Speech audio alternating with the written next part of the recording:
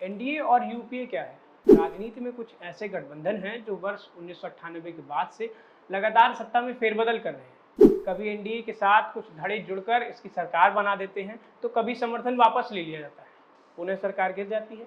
UPA भी कुनबा बटोर कर सत्ता के गलियारों में धाक जमाता है। नमस्ते, मैं हूं आयुष्मान, आप देख रहे हैं द न्यूज़ प्लग।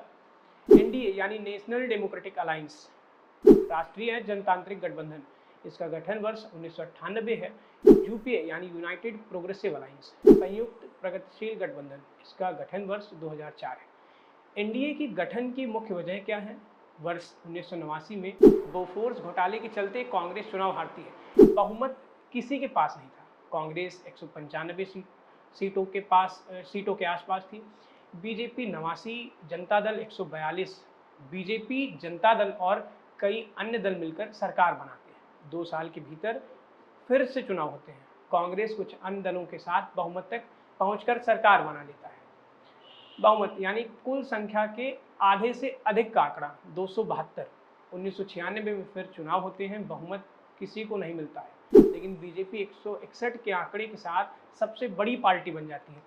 देवेगौड़ा जी प्रधानमंत्री थे, वीरेंद्र कुमार गुजराल थे। कांग्रेस ने समर्थन वापस ले लिया। 1998 में चुनाव की फिर से नौबत आ गई। अटल जी जान चुके थे कि कांग्रेस के सामने इन परिस्थितियों में सरकार बनाना दूभर सा है।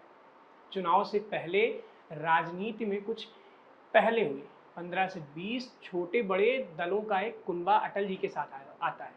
इस गठबंधन का नाम एनडीए, नेशनल डेमोक्रेटिक अलायंस रखा गया। 98 के चुनाव में एनडीए ने सरकार बना ली। 13 महीने के अंदर ही एक दल एआईडीएमके ने अपना समर्थन वापस ले लिया। एनडीए सत्ता से फिर बाहर हो गए। 99 में फिर आता है एनडीए। अब यूपीए का गठन कैसे हुआ? कांग्रेस का बड़ा वर्चस्व था, इसके चलते गठबंधन पर विचार नहीं था। 2004 में चुनाव के बाद जब बहुमत किसी को नहीं मिला, तब कांग्रेस भी गठबंधन के साथ आता है। जो दल Sapa, Basapa, TMC, DMK, PMK, MDMK, Muslim League, United Progressive Alliance नाम दिया गया। यानी यूपीए, इसकी सरकार वर्ष 2004 से 2014 तक रही। 2014 से अब तक एनडीए की सरकार है। ऐसे ही पॉलिटिकल समझ के लिए सब्सक्राइब करें द न्यूज़ प्लग। धन्यवाद।